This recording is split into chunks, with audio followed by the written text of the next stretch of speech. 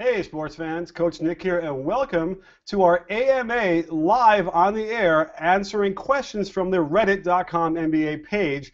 Really excited to get through this because, quite honestly, these are the greatest questions I've gotten in a long time, and the conversation there, I lament I don't go over there enough because it is really intelligent stuff and good analysis, so I promise I will get over there more.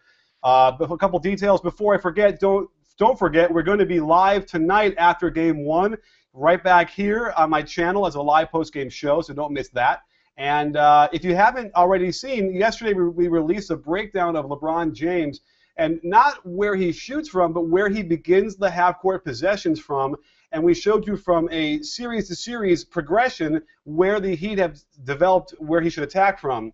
Very fascinating stuff. It's kind of like, in my mind, when you're playing football and Manning will call an audible based on the alignment of the defense.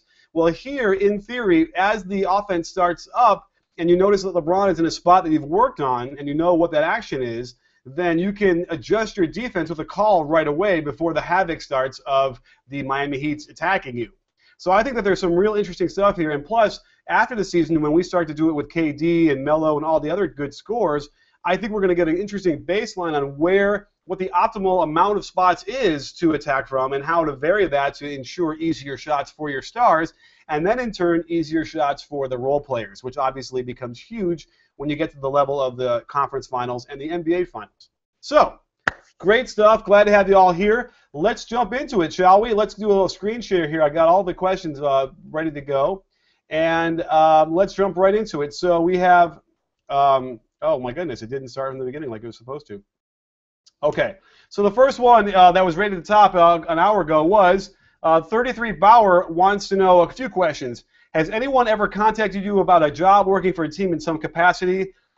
You know, I would certainly be interested. I certainly have relationships with people in front offices across the NBA, and you know, so it's a conversation that's sort of in the air, and you never know is what I could tell you.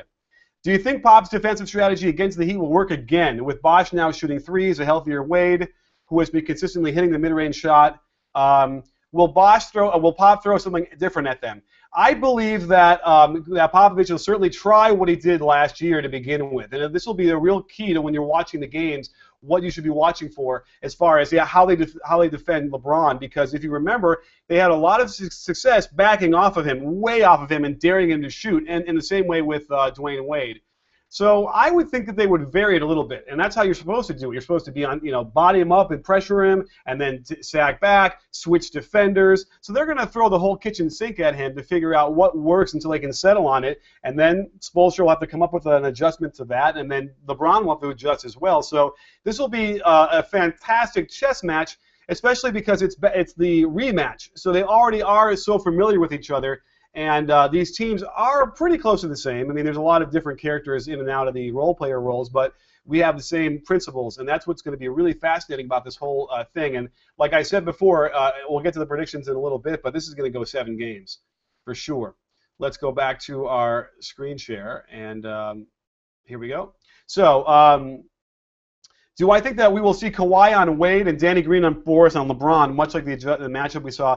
I think for sure Kawhi will guard LeBron a lot, but there's no doubt that Danny Green will find himself on LeBron a little bit, and so will Diaw. So those guys are going to play LeBron, and then likewise on Wade, you'll see Kawhi on him too. They'll mix it up on both those guys with those big three, and so yeah, for sure we'll see that. What books would you recommend someone who wants to learn about the X's and O's of basketball? Well, that's a good question. I promised to put up on my website a link where you can have a lot of good references for books.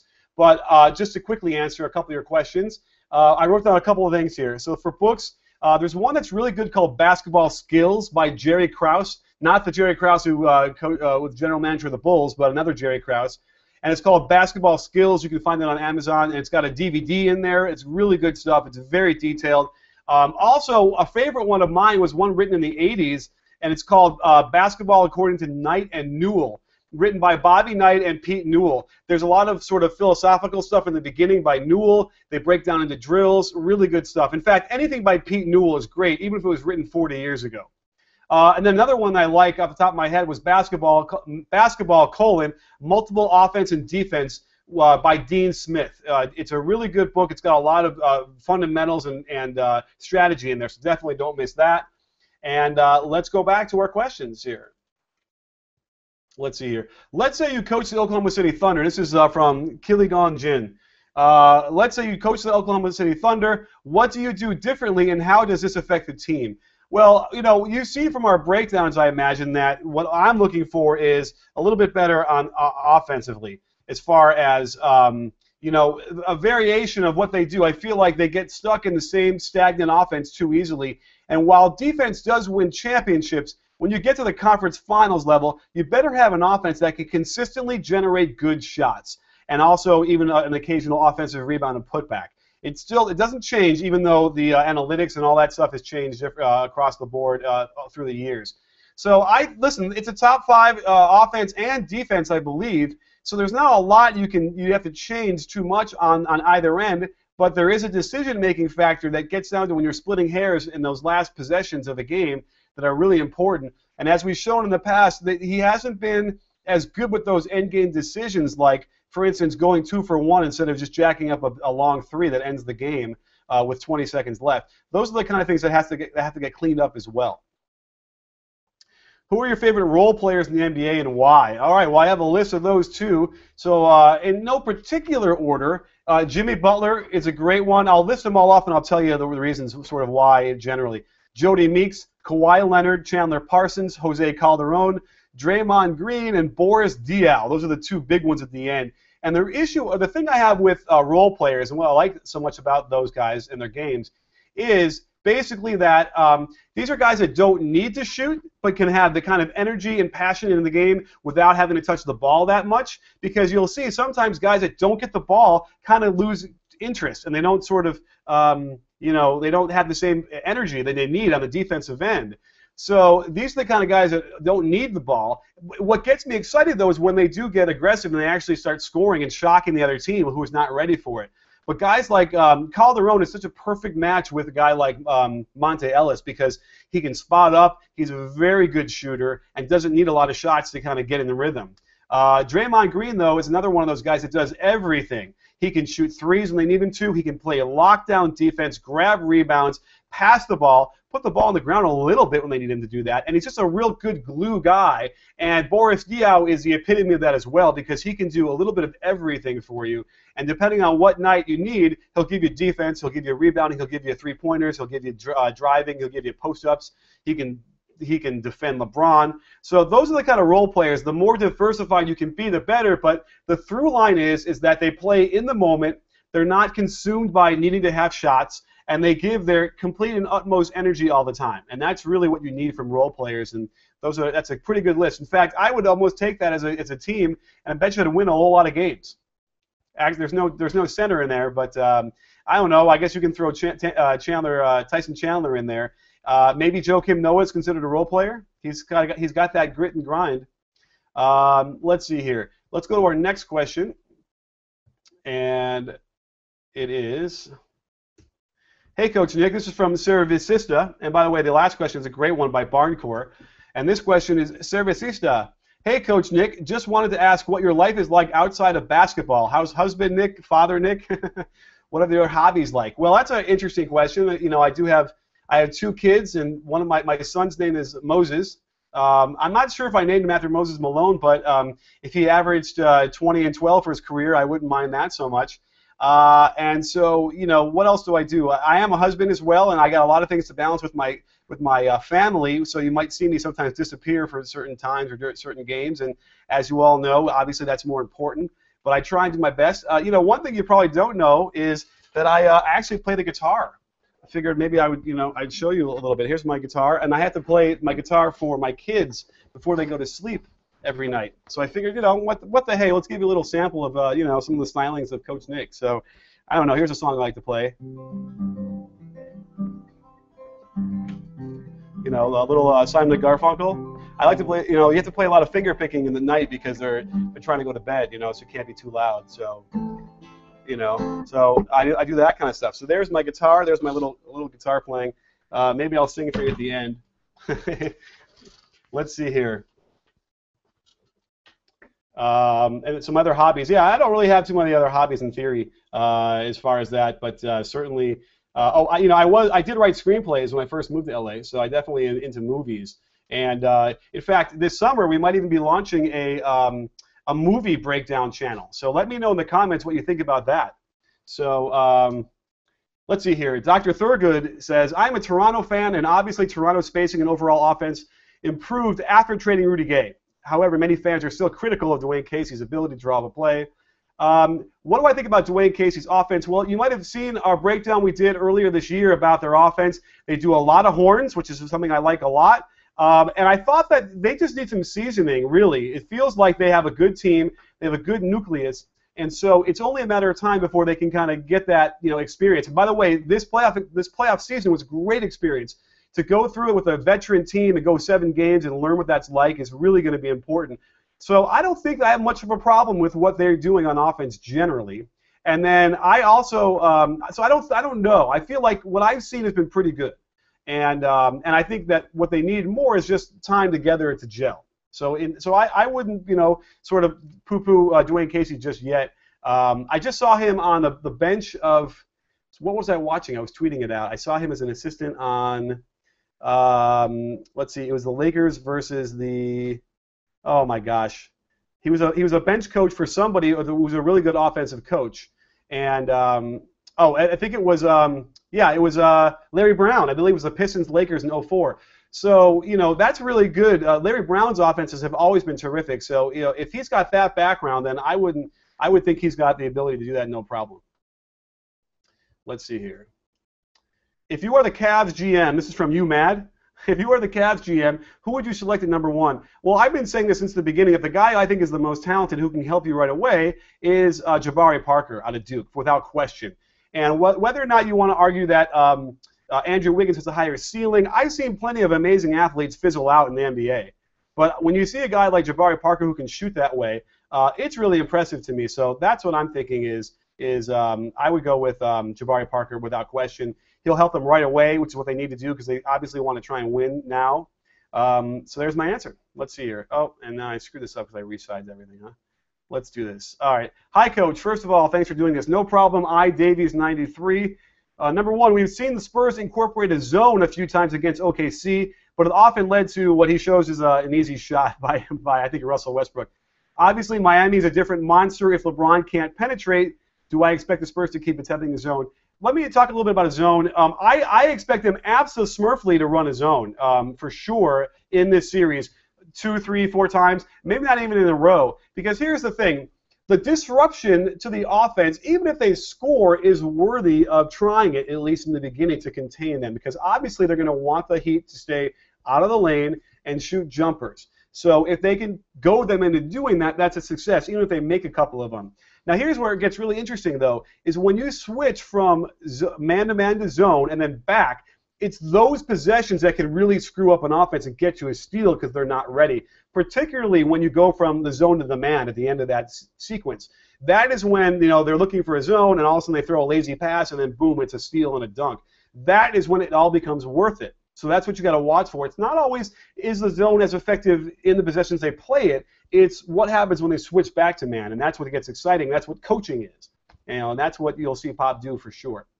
Unrelated to the finals, you're a big fan of the triangle. It seems like we may very well see it in New York. What are your thoughts on how that will work out? Well, yeah, I'm a triangle offense coach. I think it's a terrific offense, and will certainly work with Melo. They need some more pieces. J.R. Smith sounds like a nightmare in the triangle, honestly. So I don't know if they're going to be able to get a coach that can convince him to, actually run it right. But they're going to need some more pieces, and you'll see them bring in probably some other guys. If Derek Fisher becomes the coach, that'll help. But you'll probably see some older guys that ran it, with the Lakers. If there are any of those guys around to play as either on the bench, much like Phil did with bringing guys like John Sally and even who else did he bring in? Horace Grant, those kind of guys who have done it before. But it's going to be a challenge without question. And so number 2, what's the environment like at SB Nation? How do you feel I have helped you with your work? Very interesting question. Everyone at SB Nation is extremely nice and have treated me very well. And so, yeah, there's some really great stuff over there as well. Just definitely check out SB Nation. And I can't say anything bad about the environment they've created over there and my interactions with them at all. So, Jack Lop 21 wants to ask, do you think the Heat would be better with a traditional rim protector over Bosh? The spacing Bosh provides is important, but do you think the Heat will? Let me see here. Do you think the Heat will be would be better with a more rebounding, defensive-oriented center? That's a good question. They would be completely different. I'll say that about them. But I love what Chris Bosh does on defense for them. He is everywhere and everywhere. So I would say, you know, they could be just as good with a rim protector, and perhaps they wouldn't have the same defense, and I know they wouldn't. They wouldn't be gambling as much. But I don't know. I think what Bosh gives them on the offensive end from that position where they can shoot so well is such an advantage on the offensive end that I can't imagine them really wanting to like trade Bosh for a rim protector. You know what I mean? If they can add it, okay, fine. But I don't think that they would trade him at all. I think it's too much of a give up. Alex Lesage asks, do you think Dwayne Casey is a good defensive coach as a reputation? Well, they're a top 10 defensive club, so that speaks volumes for him.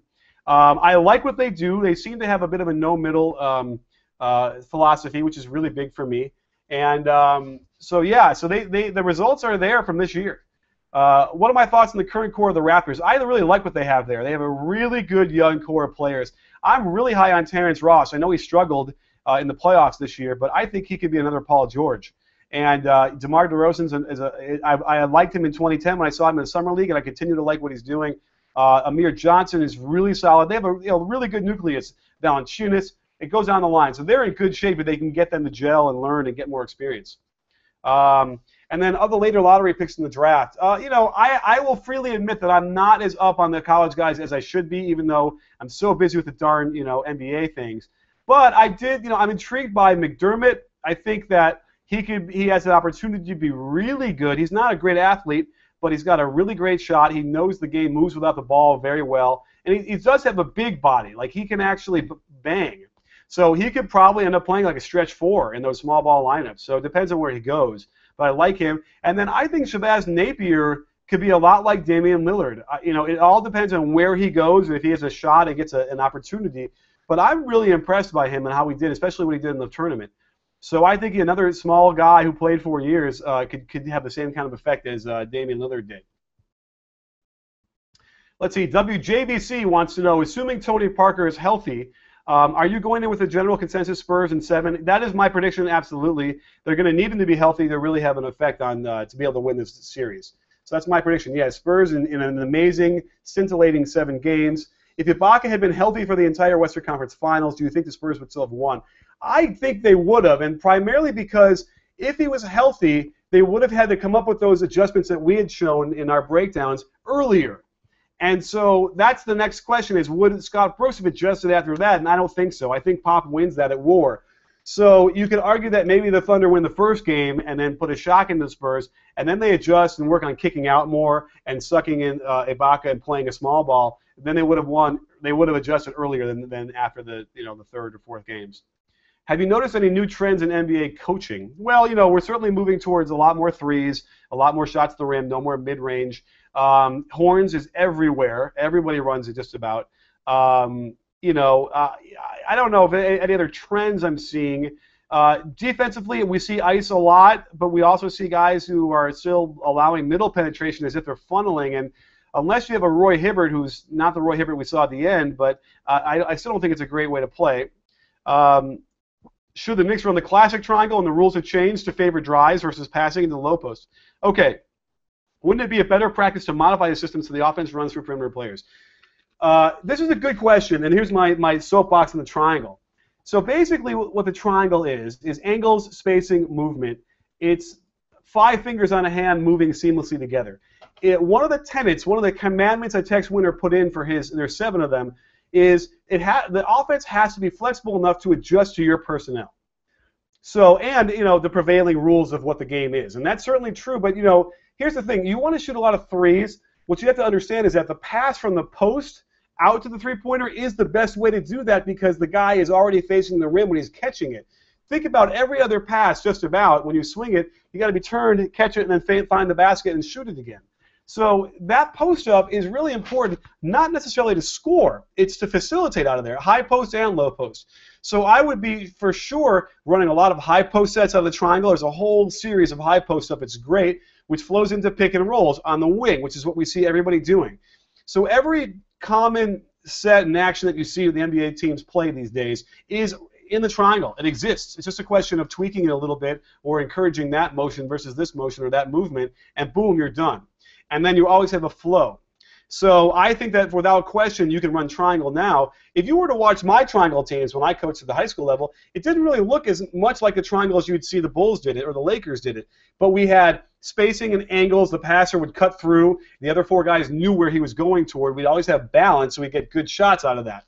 So that's really the key here. We could run horns, and then if we don't get a shot out of the first one or two passes, it would break right into the triangle. And what was so valuable about that is we had a shot clock too. We would never be at a loss to have to dribble the ball back up, hold out a finger, and call out another play. It would flow right into our motion offense, our triangle. And there's a huge value to that with at the NBA level when the speed of the game is as fast as it is.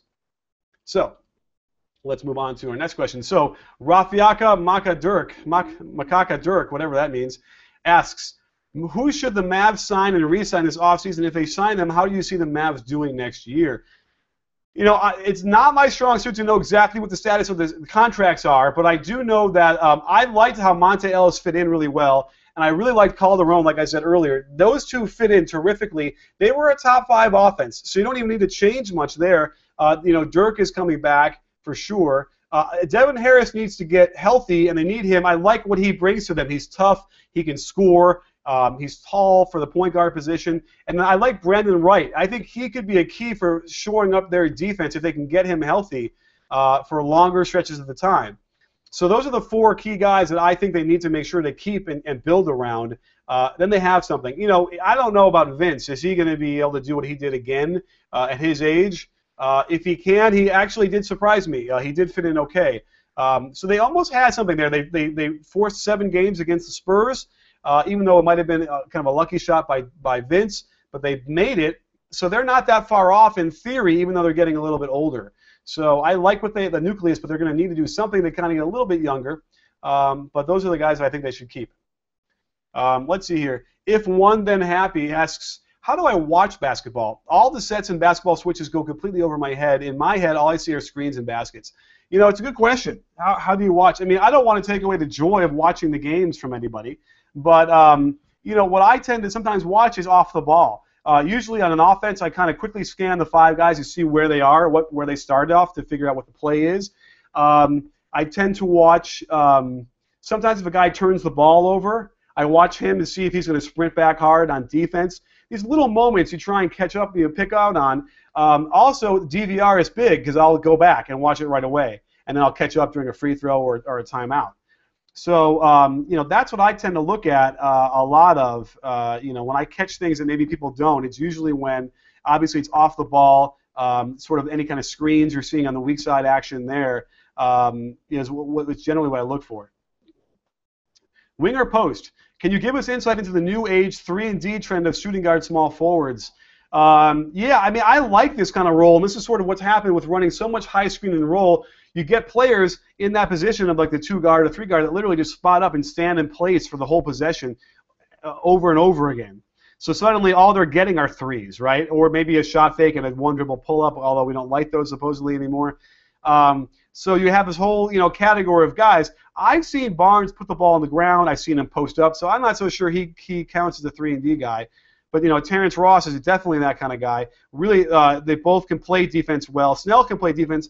And I need to get more familiar with Harkless because I think Harkless, from what little I've seen, he has the ability to actually do a lot more. He can put the ball on the ground and really drive and do a little passing. So, you know, but that's what the result of this sort of stagnant offense, which I don't like as much, has created this new role. And certainly you can get paid a lot. Those guys that can play the D part and then hit a 3 can get paid, you know, $7-8 million a year minimum. Scrader3 asks, he used to say that Barnes. I used to say that Barnes would be the best player on the Warriors, better than Curry, Clay, and Draymond.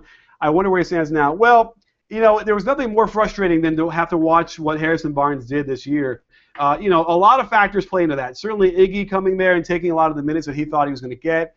He lost his confidence without question because I was basing that on what I saw from Harrison Barnes in the playoffs the year before. He was a guy that was nailing threes, posting up guys, driving and doing reverse dunks on the Spurs. Okay, it's the highest level of pressure you can imagine, and it's hard to believe that a guy can go from that level at that stage to regressing as much as he did, but he did. And the reason why I thought he could be better than Curry is because he can guard more positions. He can post up. He could shoot. He was shooting threes closer to that 40% range, and he's 6'9" and a great athlete.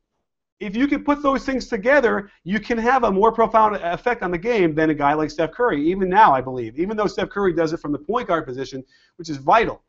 But you put it all together, and you throw in the fact that the defensive end, too, that was why I thought Harrison Barnes could be better than any of those guys.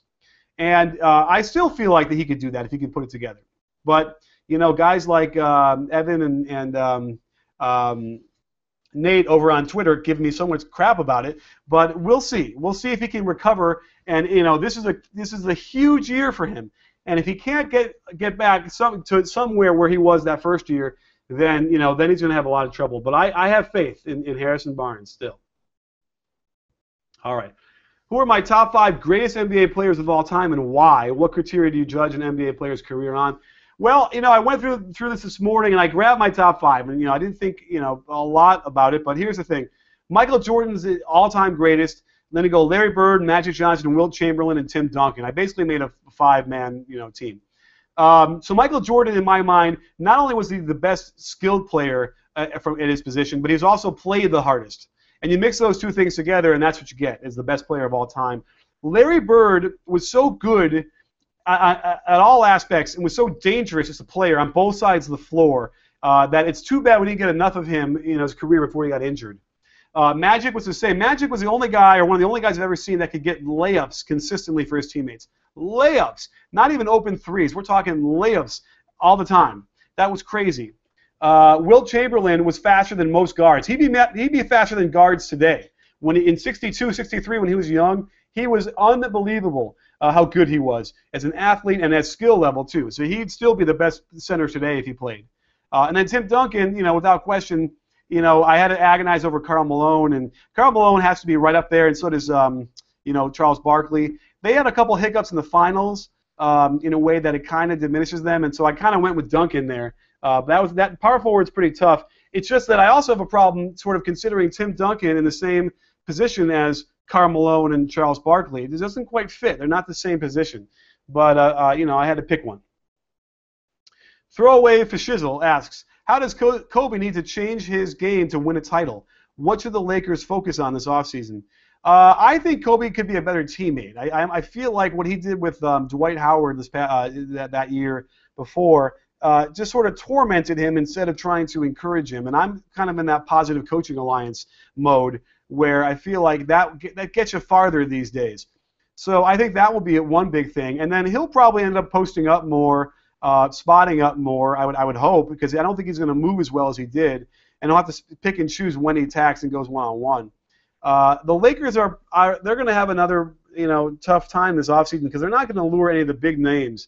And they're going to have to draft really well and then go after everybody next summer. Do I think 50s and 60s players match up to the players of today?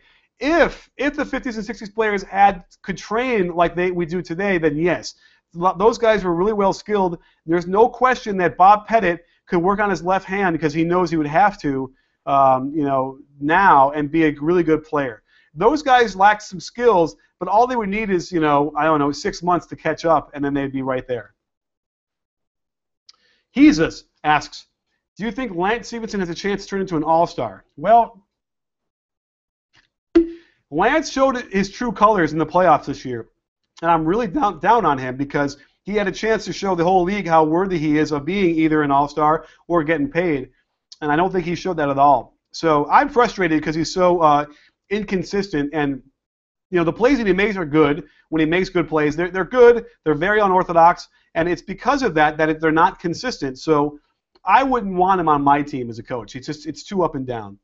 I think Dion Waiters has a skill set to be a high-level all-star, but I'm doubtful he'll ever attain his potential. Dion Waiters is good. He's a solid player. It sounded toxic in Cleveland last year, and I don't know if he's going to be able to get along with Kyrie. But him and Kyrie could be a very good backcourt, like a top 5 or 6 backcourt. They really could. But it's going to take a lot for them to really fit in. It's going to take a coach that's going to be able to make them work together. And that's going to be remains to be seen if they can make that happen. LeBron redefined his game by working the post. What, if anything, would put him firmly on the NBA's Mount Rushmore? Well, LeBron is on that Mount Rushmore. He is a top 4 player of all time, without question. I thought his mid-range game was better than it was. Apparently, it's very mediocre. It's very average.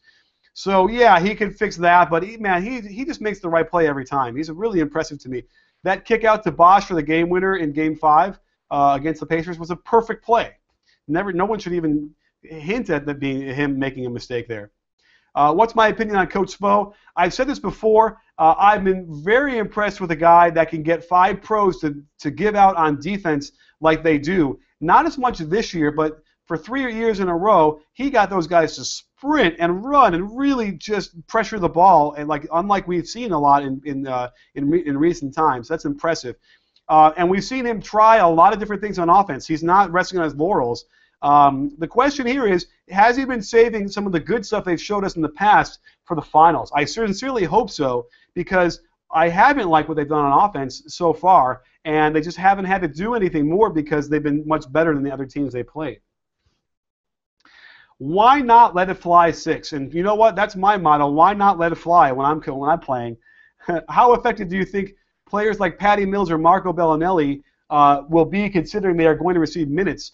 So Patty didn't play much at all last year in the finals, and then Marco's is his first. But they're both international players, and without question, Marco Bellinelli has played in some tough environments in Europe. So I think he is ready to go and will not be affected at all by that pressure, because he's known that kind of pressure. He's lived through it before in those crazy European leagues. And I think Patty Mills, too, has represented his country and played in the Olympics. That's some real pressure there. So I think that they shouldn't have any issues with pressure without in my mind. Let's see. Quaidus asks, nowadays rules favor a more offensive game. The new hand-checking rules, for example. However, defensive schemes seem to be more advanced. My question is, are NBA defenses better or worse today? There's no question they're better today overall. It seems like there's a lot more understanding of philosophy and fundamentals on defense now than there was even in the 80s. In the 90s, it started to get more, what's the word? It got better because they got more organized, I suppose, across a greater swath of teams. So now the real solution is they know what they need to do. Is can they get the players to do it? That's the real question now. So we shall see. Scarecrow TEP asks, have you ever won a championship with my team? I'm not coaching right now. I'm way too busy with this. And I have to say I've never done that. I was building something nice at my last high school, but I tended to be the coach who had to do a lot with a little, and that was always very satisfying to see us come together as a team and play the right way. And that's always more important than anything else. Mia J asks, assuming all players on every team this season was completely healthy, what finals matchup would you like to see? There's no question that the rematch is what I wanted to see. I think the Spurs probably feel like they won the series last year and they want to take back what's rightfully theirs. So it couldn't have been any better than this. There's without question. How can the Spurs exploit the Heat's lack of good interior defense? I'm not so sure that it's a lack of good interior defense necessarily. They don't have the shot blocking, but Timmy is the greatest of all time asks. But here's the thing. The Spurs are perfectly suited for the short roll. And we did a breakdown earlier this year, if you haven't seen it, you should, about the short roll, which is when they set a screen and roll, and then the guy, the screener doesn't roll all the way to the hoop. He kind of goes to the corner of the foul line or the free throw line for an easy bounce pass. The Spurs are the best at this, and so this is the perfect storm where, because the Heat put so much pressure on the ball handler, that opens up that pass, and they get like a mini fast break in the half court. That said, the Heat have now dialed back their defense. We've seen evidence now of them dropping that defender back. And I love it because now, kind of like what we talked about with playing zone and man, now they vary it, and the offense doesn't know when they're going to jump the ball handler or not. And before, they knew because they would do it every time. So that's another thing about Coach Spoelstra that I really like, is that when you start to vary your defense, that's when you get to be truly scary. And that's what we see here now with the Heat. And so their defense could really still wreak a lot of havoc when they drop it down. They try and slip that pass, and boom, it's a steal because the defender is down there instead of up trying to trap the ball. So that's a real thing to watch out for, and how the Heat or the Spurs are able to handle that. Another reason why it's important that Tony Parker is healthy. Let's see here. Have I ever considered talking about helping one bass away? I think this is a tongue-in-cheek, non-informative prior. I talk about it so much, he's probably joking. But yes, you can guarantee we'll talk about it tonight. Saints Canucks. Have you ever considered going for an NBA job? I think I talked about it before, but yeah, listen, I would consider it. I would take it. I would certainly love to be a part of an NBA staff without question. 9 years, Matara asks, generally, do I feel fans are actually knowledgeable about the game? Can they highlight things, or you haven't noticed, or are they too emotional and simplistic? I think it runs the gamut with fans. You know, a lot of times when I get into arguments with fans, it becomes very clear that they're simply, you know, they're fans, and they're not going to be able to see anything wrong with, you know, their player that they're cheering for or their team. So, so that's what I notice a lot when I get into arguments with fans, you know, because I'm not really a fan of a particular team as much anymore. I don't have that visceral, passionate thing where I'm blinded by what's happening on the court. When I watch TV analysts, I think I never noticed that. You know, do I ever feel that way? I'm sure, yeah, there are times. Guys like Jeff Van Gundy drive me crazy because they're speaking their ideas, they can get it out faster than, like, there's a great point I want to make, and as I'm typing it, he says it, you know, and it's like, bam, he beat me to it. So, so Jeff Van Gundy, Hubie Brown, they're so good. They're so good at it. There's some guys that maybe aren't as good, but certainly you got to pay attention to everything that Hubie Brown says and what Jeff Van Gundy says. Those guys are the cream of the crop, and I never disagree with anything they say. Let's see. Mimpacha asks, who are my top 5 coaches in the league? Good question. I get this asked a lot, so I kind of made up a little list here. It starts and ends with Pop. Then I think Carlisle is second. Doc Rivers has got to be up there. Eric Spoelstra has got to be top 5. These guys won 2 in a row, and he's back to the 4th in a row in the finals. And I'm going to go with Terry Stotts. I like what he does on offense a whole lot, and defensively they've shown some really good fundamentals, and they just got to kind of work on it and get better at the actual execution of it. My spicy meatballs. Do you think we will see an influx of high-energy trapping defenses like the Heat anytime in the near future? I would like to see more teams just show that energy, yeah. We really haven't seen too many other teams do it. More teams gravitate towards Coach Thibodeau, which is kind of like what I do, is sort of protect the brim, make him shoot tough outside shots. It seems like with more and more tweeners and athletic forwards in the league, this type of defense might become more popular. I will say this, I am flabbergasted that we don't see more full-court press. It's strange to me that we don't have it more. I just don't understand it. We should have full-court press. They should have some half-court traps. You know, even if it's only a couple possessions in a game, to mix it up, change the tempo. Without question, they need to do that. So I would love to see more of all those kind of junk defenses come out of the woodworks and really have guys play it and try it at least. Let's just see what happens. Let's see here. Different Galaxies asks, what is your favorite offensive philosophy set? Well, I think we all know that the triangle is where it starts and ends with me. And so how do I feel about triangle versus Rick Adelman's Princeton corner? They're cousins. They're virtually the same. And any kind of read and react offense is what they call it. I'm all for. Primarily because it's funny. I got into a discussion with another coach, with Coach Loke over on Twitter about this. But he likes what Coach Popovich does. They have a read and react offense basically where it's predicated on what the ball handler does in the beginning. If he dribbles the ball to the wing, or he passes to the wing, or he cuts. And so he said that the way they use Popovich's offense is to react to the cutter, I believe is what he said. And what I like is my offense reacts to the pass. where the pass goes because it's a little bit quicker. It's like you're not waiting to see where the cutter goes. You're moving on the pass. And also, it's when the passer cuts. You think it's easy? Sure, yeah, when I pass the ball, I'm going to cut somewhere. But you see so many offenses today where the passer just stands there or he backs up. The worst thing I see in an offense is when the guy backs up. OKC does it all the time, and I hate that. You got to cut, move, engage your defender to move somewhere else. That's what offense does. That's what makes good offense and helps your other team, get easier shots. So that's what I like most about the triangle, I guess, is that the passer cuts somewhere, and that triggers another set of motion and action, and all five guys know where they're going to be. Let's see here. SC2 ruined my holidays. Are the Miami Heat really that good that people are readily drawing comparisons to NJ Chicago Bulls? They're up there, but they're not as good as the last three, without question. They're not as deep as those Bulls teams were. And if they played, the Bulls would beat them, I think. They match up very well with those teams. How much of a factor has the declining Eastern Conference in the Heat's championship run?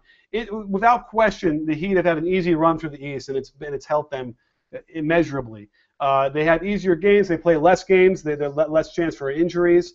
The Spurs have come out of the West the last couple of years, and they're banged up a little bit, and it's definitely hurt them. Tony Parker got banged up early in the finals, and that hurt them. The last 3 or 4 games of the finals last year. So absolutely, because you always love to knock Westbrook. I'm not knocking Westbrook. I'm analyzing his game. After being 3rd overall in assists per game. Russell Westbrook was not 3rd overall in assists per game. I'm not sure why you think that. But has he reached his ceiling? I think he's getting pretty close to what he is. He's been in the league for 4 or 5 years now, and I don't know if he's going to change. And that's a problem because I need him to adjust and make better decisions. And we'll see if he can do that or not. Let's see here. Unreal JHXS. Hey, Coach Nick, I was wondering what the production workflow is like in a typical breakdown. Let's see here. Basically, I capture the games from my DVR using a thing called ITV. I export that as a QuickTime movie so that Premiere can edit it. I used to be a Final Cut Pro guy. I was an editor before I started doing this. So I do After Effects. I do Flash. I do Photoshop, Illustrator, all those things. So it's a nice mix to be able to combine my basketball knowledge and my editing stuff. So I export as a QuickTime movie, bring it into Premiere. Primarily because the exporting process for YouTube is so much faster with Premiere than it was Final Cut, like night and day. So that was why I use Premiere. And plus it works, seamlessly with After Effects now, which is kind of nice. So there you go. Besides free throw shooting, what are the last skills, lessons LeBron can learn? Yeah, I mean, he's pretty good as a free throw shooter, but I guess he could always improve there. The mid-range game, but he's pretty much great at everything else. I think his driving to the hoop game tends to be a little bit bull in a china shop, and he might he could get a little more clever with some of the moves there. But other than that, what else does he need to do? He's pretty much at the top of his game. Ultimate Brosif asks, as someone who started watching basketball religiously about 3 years ago, I have a great idea of how a good offense should look. But how should good teams and individual defense look? What should I look for when I'm watching my teams? Well, I'm a really fervent no-middle team, so that means that you position your feet to force them baseline, no matter what. That plays right into ice defense, which is forcing the screener away from the pick and roll, generally, unless it's out on top. But I think you should play ice defense all the time, even on top, because you want to just take away half the court and make it easier on yourself. So that's what I look for. Whenever I see teams that allow middle penetration, it's usually a good shot for the offense.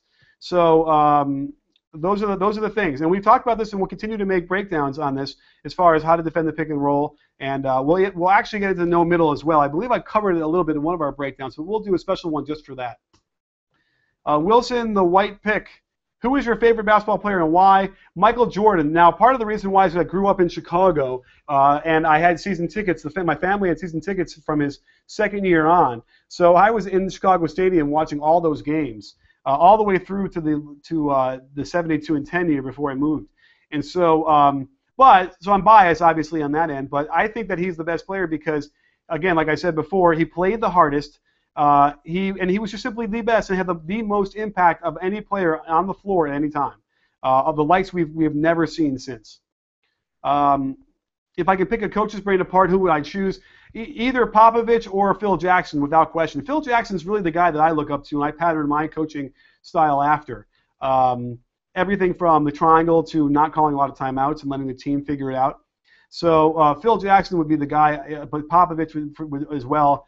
And I'm hoping that he doesn't retire, and I'm hoping he's at Summer League, or I'm hoping I get a minute with him at in Miami when I'm down there. I'll be down in Miami with the for games 3 and 4. So hopefully I can get maybe a minute with him. We'll see.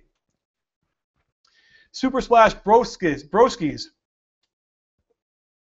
asks, what type of player do you think the Warriors need to recruit to actually be a legitimate threat? I'm not so sure. I think with a better coaching on the offensive side, because remember they were a top 5 defense as well. If they can get Bogut healthy and they get a little bit better coaching on the offensive side, then they should be able to get to the conference finals without a question. Do I think that Harden, Stoudemire, Bargnani continue, or why do I think that those guys still have trouble with defense? I gotta say it's because no one's gotten through to them, but you know that coaches have been going over stuff with them and trying to teach them, and they just simply don't do it.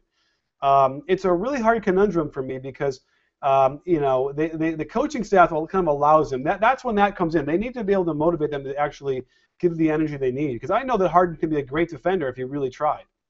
Do you ever think Michael Jordan complained about having to be the best offensive player and the best defensive player? No. How much do teams stress defensive principles, and if they do, how do they practice defense?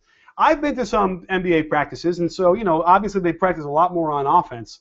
I've heard things about D'Antoni's practices where they don't do defense at all. So, I don't know. I've seen it. I've seen it being stressed to some degree, but not as much as offense. And it's interesting. I would like to be able to go to a Coach Thibodeau practice to see how he does it because he's able to get 5 guys to buy in better than most. How would you defend an on-ball screen set by a big when the big man is immobile? You have to do ice. You have to sink him back and force the guy away from the screen and then contain and then hope that the guy who's screening misses an open 18 or 20 footer, which is, if you do it with Dirk, he might not miss much, but it's better than the alternative. Tragic LeBronson asks, what is your opinion of Vinny Del Negro as a coach looking for work? I'm kind of surprised that he's seriously being considered because from what I've seen in Chicago and in LA, his teams never displayed really solid fundamentals. And they don't, a lot of times you watch a team and say, man, that's a well-coached team that's prepared and knows how to play. And I never got that sense from watching a lot of games from both the Bulls and the Clippers. Minnesota is now not. They're gonna let Flip Saunders coach. So that speaks volumes to them because they met with Vinny and they didn't hire him. Was he really that bad in terms of the X's and O's? Yeah, it wasn't so great. Juck12 asks, what is the next big evolution in the game? Shooting threes is going to continue to go up, and the only question then is when will it stop? 50 threes a game? I don't know, but that's the one big thing you're going to see. And I imagine pace will improve. I think people are going to want to continue to go faster and faster. Faster in threes, without question. What you said are the trends we're going to see. Mohosian, or something like that, Mohican. How is the Heat going to readjust their blitz strategy since the big three are getting older and cannot commit as much energy?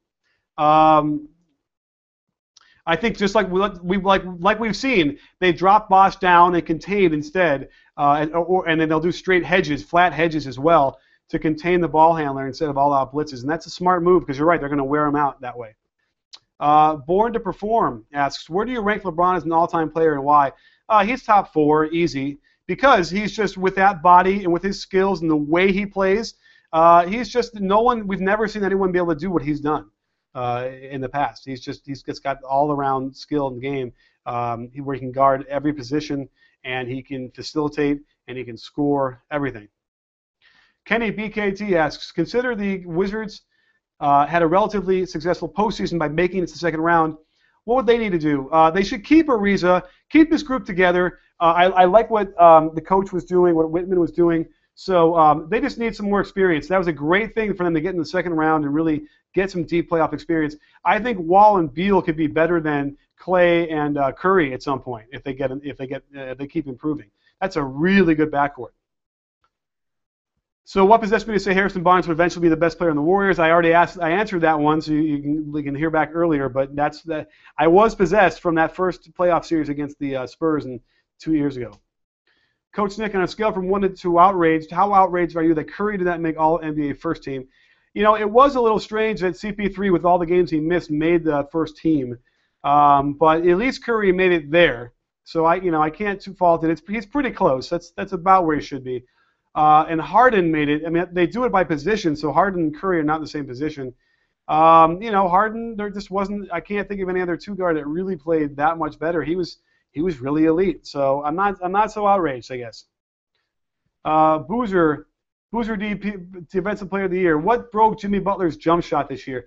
You know, I watched a bunch of shots just before the show to kind of get a handle on what happened because he did shoot pretty poorly.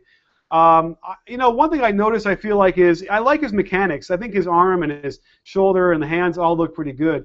His sway is a little bit inconsistent. Sometimes he does it, other times he doesn't, where he lets his feet flow forward.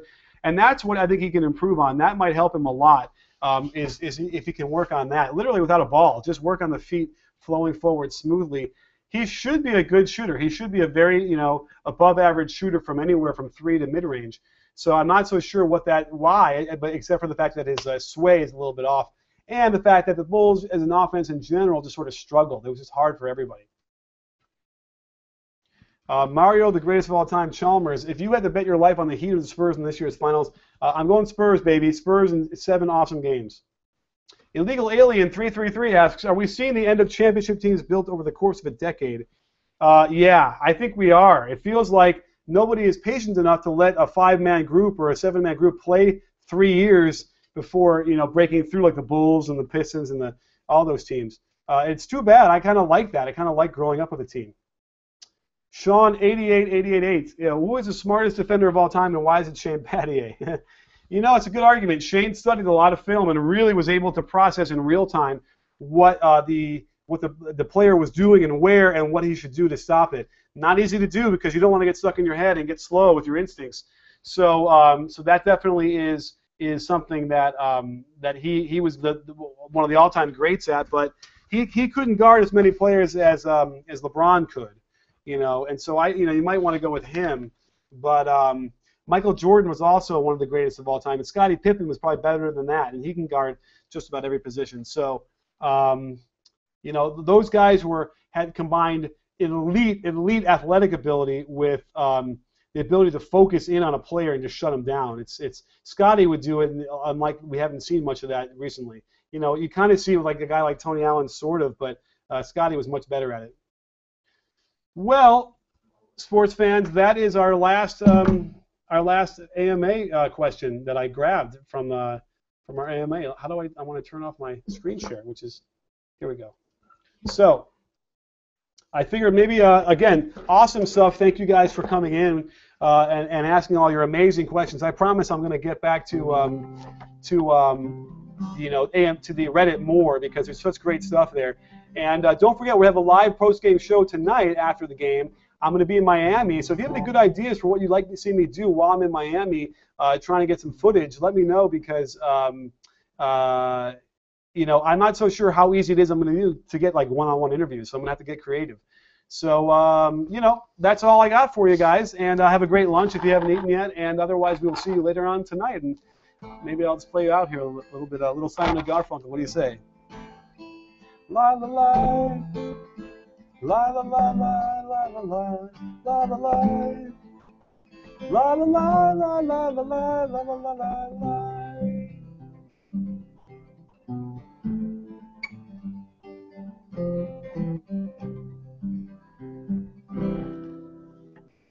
All right, see you tonight.